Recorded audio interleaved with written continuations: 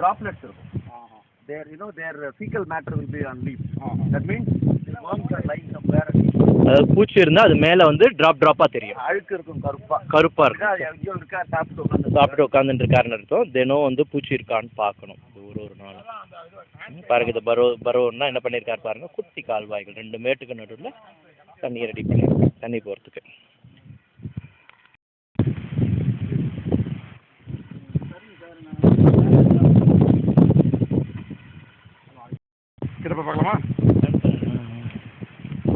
Organic. அது என்னது இது? கத்திரிக்காய்.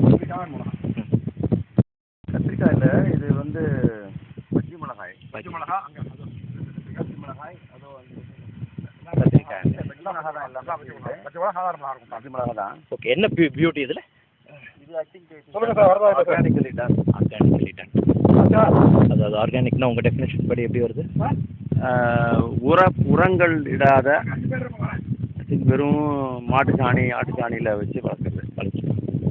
நல்லா வருதா? உங்களை பொறுத்த மட்டும் எப்படி தெரியுது? ஹெல்த்தியாக இருக்கா இல்லை? என்ன கேட்டால் நான் இல்லைன்னு சொல்லிடுவேன். என்ன கேட்கக்கூடாது. யார் ஆச்சுங்க